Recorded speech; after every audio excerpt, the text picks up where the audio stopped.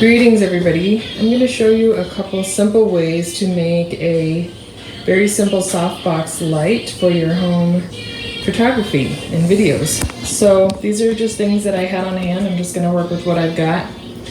I've got some Velcro strips that I'm going to use to attach the white to the front, and then this fabric, the black part, is going to go facing the sides of the lampshade. I got this lampshade at the thrift store. It was already cut. Got some nice white sheet fabric. I'm going to use this utility light, and it's going to go just like this. And I'm just going to rig it, and I'm going to actually glue this with my heavy duty hot glue gun. And here's the glue. This hot glue gun is a little bit more powerful than most. Gonna need heavy duty tinfoil for the inside. And here is an example of another softbox that I made. And I just attached it with some little springs that I had just kind of quick put together with an old shade from a lamp that broke. And I didn't bother covering the hole. It still works pretty good, so I'll be right back to show you what I did with these materials. And I'm just going around and I'm gluing the edges just right up to the edge. Technically, because we're gonna line this with foil on the inside, we don't even need this black, but this is just for looks. So I'm just gonna go around and glue this edge on little by little. So I think because of the weird shape, what I'm doing is sewing a little blind stitch. If it wasn't freezing cold winter and I had somewhere to spray paint this black, I would. Like I said, really could have just left this alone, but I thought I'd give it a try. So I might show you real quick, just so everybody needs to know how to do a blind stitch. Give it a little knot in the end of your needle. Start it from underneath. And it does create a weird shape, but who cares, because no one's going to see that. But start it from underneath, and then it works better if you don't do them too close together, but each stitch needs to be small in and of itself.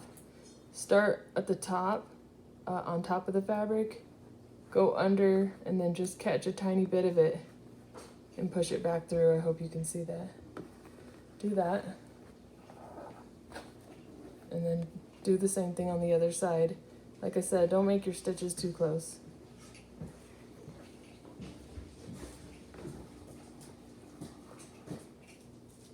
And then just keep going back and forth, leaving room. If you do them too close, it ends up being kind of bumpy.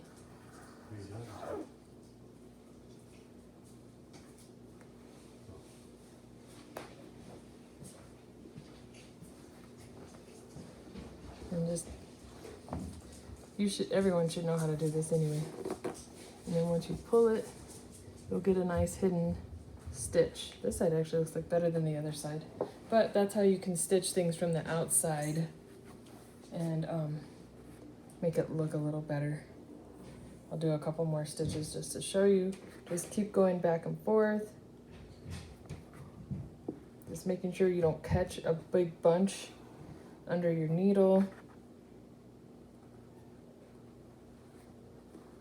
This works great if you have a seam in your clothing that came undone. You can just fix it. If you have a decorative pillow that it's coming unstitched, you can just blind stitch it real quick. See how that looks, and then when you pull it, it kind of zips it up. So that's what I'm opting to do, since it's too cold for me to spray paint, and this is such an odd shape, and I didn't want to go through the trouble of making a template in order to get a better fit out of it, better shape. The moral is there a better way to do this? Yes, indeed. Some of you will do a much better job than I will. Am I the best blind stitcher? No. I bet some of you are much better at it. But this is just my quick interpretation of getting the job done, because all I really need this to do is create the right amount of diffused light. And that's all I care about. So I'd love to see your improved versions will teach me something. So go ahead and show me, I'd love to see it. So now I'm just going around the top edge and cutting off the extra, and I'll glue it. And of course, this isn't a perfect job, and it's not the most beautiful thing, but it sure didn't cost me a lot of money. And that's why I do these kinds of things. So I'm gonna glue that down. I did pretty good. This is the worst side. And I can put that on the underneath, like that. It is not that bad. It could be so much worse. It's gonna still do the job. So then I will proceed to put the other piece in, and I'll show you that next. But I want to do this before I do the foil, because I don't want to adhere this to the foil, because that's not going to be a good plan. So that's why I glued the underside first, because I think what I might do is put a little bead of glue right around here, and then put the foil on top of that, so that it'll just sort of hide that seam. Not that it matters, because no one's going to see that part. And so here's the piece glued in. I really lucked out that this fit in here the way it does, because I wouldn't want it to be not able to sit flush up against it like that. So I'll come back after this is completely dry and do some foil. I'm opting to do this in 2 pieces, and I'm kind of putting it down further than I want it, just to give myself room to cut it off around that lip right there. I recommend using heavy duty foil, thick foil, so that you can work with it a little better. So I glued that piece in, and now I'm going to try to glue this piece in, and then I'll trim it.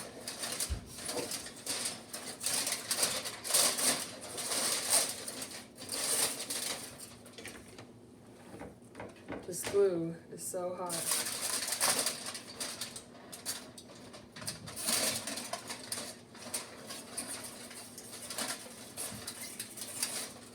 And the inside of the lamp is metal, and then even just to push this down, it's like gonna burn my hand.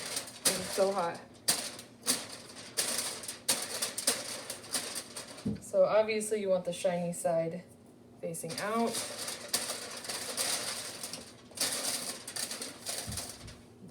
And now I can go in and clean up all the edges and make it look really nice. Flatten it down. Smooth it out. And then I'll decide how I'm going to attach the white piece. I have Velcro, but I had another idea because it's round. So I'm going to figure that out, how I want it to be. Now I'm just going to go through with the scissors and go right around the edge here.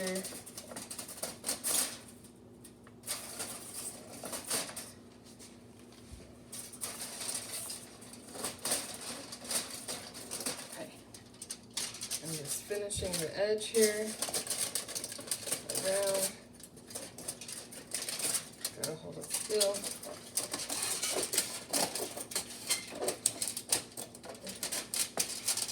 None of my projects are perfect, but I learn something every time, and I get better at doing things the more I do things. So I'm always inspired to just keep doing stuff no matter what. I'm actually pretty happy with this. And then I might just go around the edges and kind of glue those down right there around the top, but that's not too bad. I'm going to use this LED light because they don't get hot, even though the foil would protect it. I still don't want it to get hot.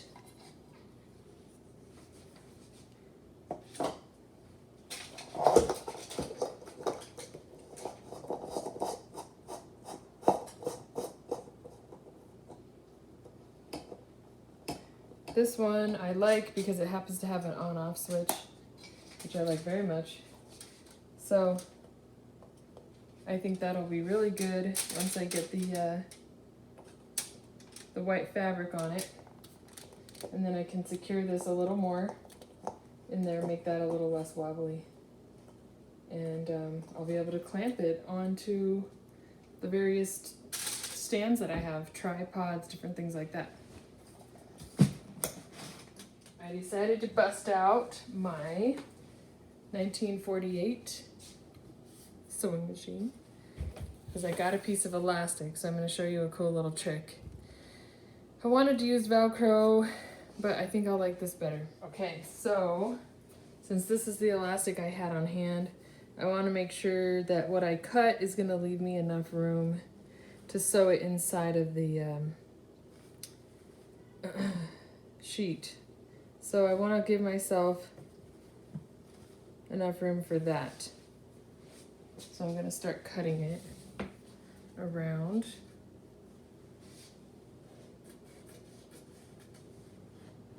I'll leave a little extra just in case.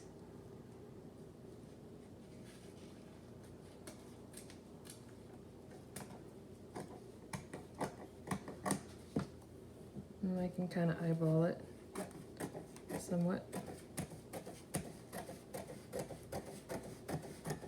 I'm going to do that all the way around. But the trick is you've got to just hold the elastic tight while you sew. I'm just going to sew right up to this edge because I ran out of room before.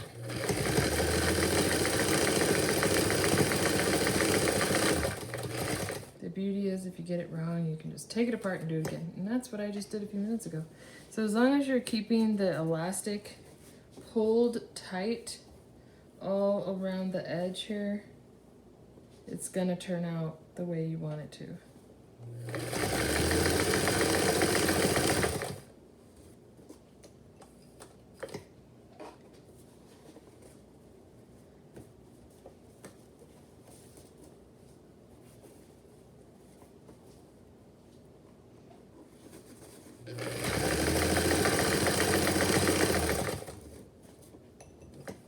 This is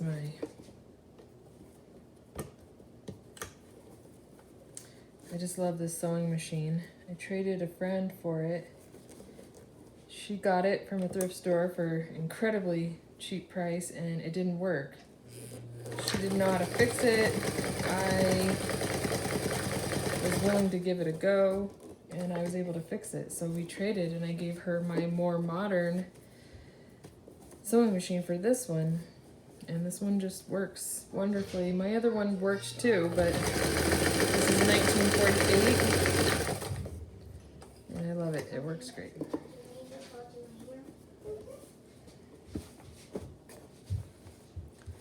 So that'll give us room to put that on there. So is there a better way to do this? Sure. I'm not going to cut the extra elastic yet because I don't want to have to run to the store and buy more elastic if I mess this up.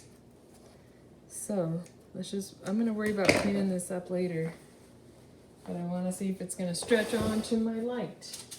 I hope. Let's see if I did a good job or not.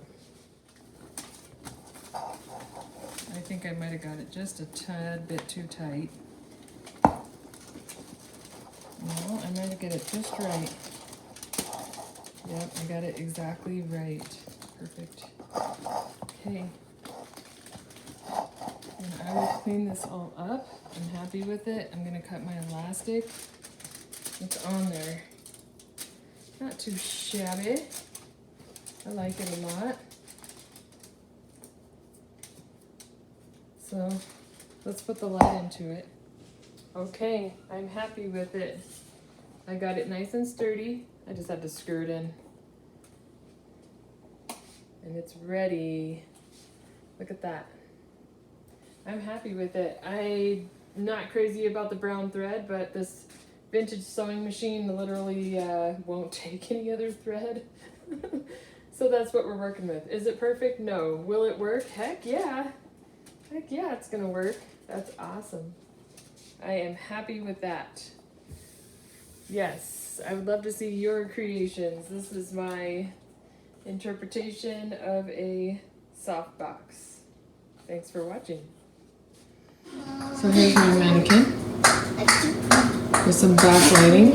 Not too bad. Not too bad. Let's turn down.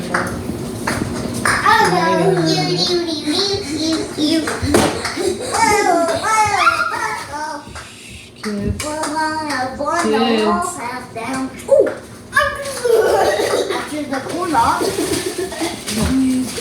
I like it.